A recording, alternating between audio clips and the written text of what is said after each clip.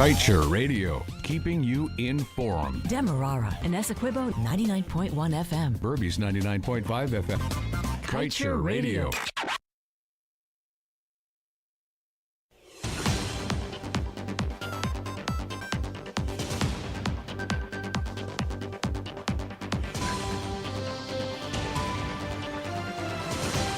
Good day. Welcome to your news at noon on Kaieteur Radio. I'm Kevin Smith. A 16-year-old indigenous girl wrote in a letter and revealed gruesome details about being raped and sodomized by a male government minister, being Nigel Dharam Lal. She said, "Dear President Ali, cabinet members, private sector, members of the diplomatic community, citizens of Guyana, I would like to let you know what the minister has done to me. It's because I'm scared for my life that I'm doing this. I see no other way. He has preyed upon me, groomed me, and raped me." She called on the President, Minister of Education Priya Manik Chand, and the relevant authorities to look into the matter.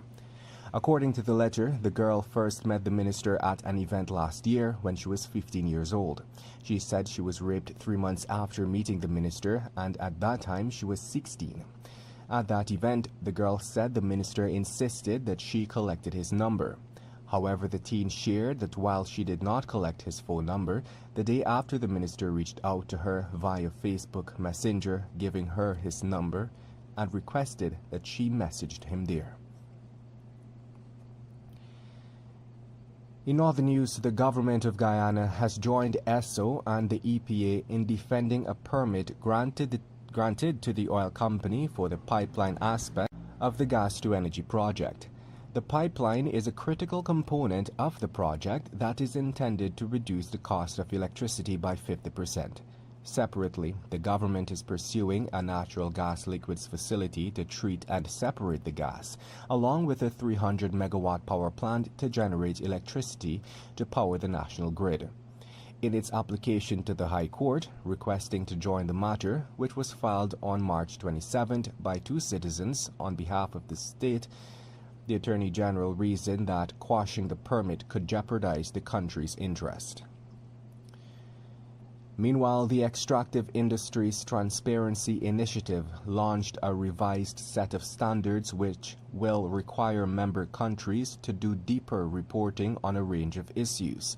The new requirements now explicitly state the need for nations to address corruption risks in the oil, gas, and mining sector, including outlining requirements on licensing and beneficial ownership in these multi-billion-dollar industries.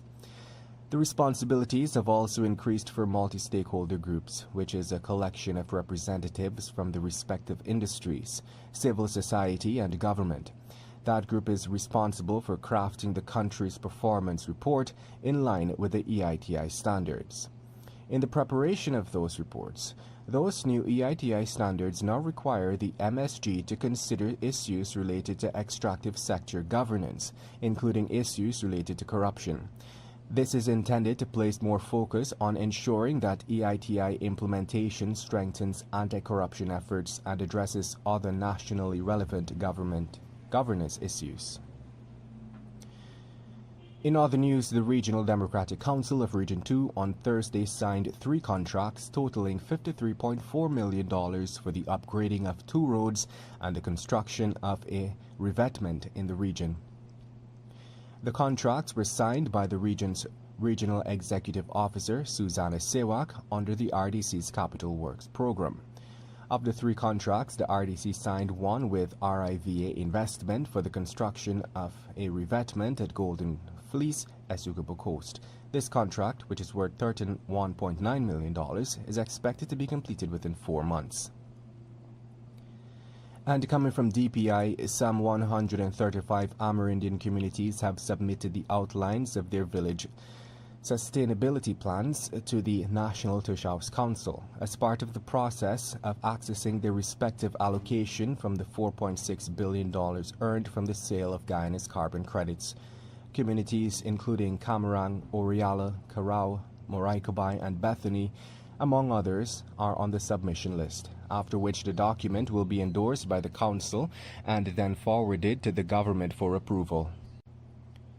In other news, the Tourism and Hospitality Association of Guyana on Friday elected Miss Omedeli George, General Manager of Herdmanston Lodge, as its new president.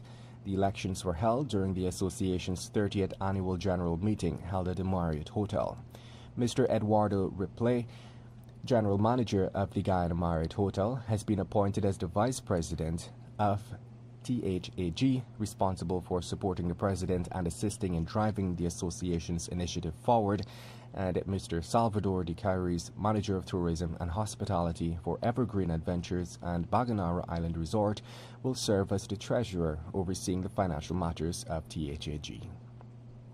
And to wrap things up, 2 men were on Wednesday arrested by police on the east bank of Demerara after they were found with $18.7 million in narcotics in their possession. According to reports, on Wednesday around 17 hours 30, Commander of Regional Division 4B, Senior Superintendent Mahindra Singh, led a party of policemen in an intelligence-led operation at Republic Park, East Bank, Demerara, where the large amount of narcotics was found. Reports are that a search was conducted in the storage room of a property in Republic Park in the presence of the 2 men. There, the police found 4 45-gallon barrels which contained several bulky plastic bags wrapped with transparent Scotch tape. And that does it for your news at noon. I'm Kevin Smith. Thank you for listening.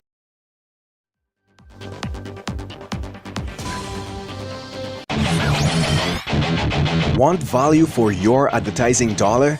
Then place your ads on Kaieteur Radio's newscasts. Streamed live on 6 different mediums, reaching hundreds of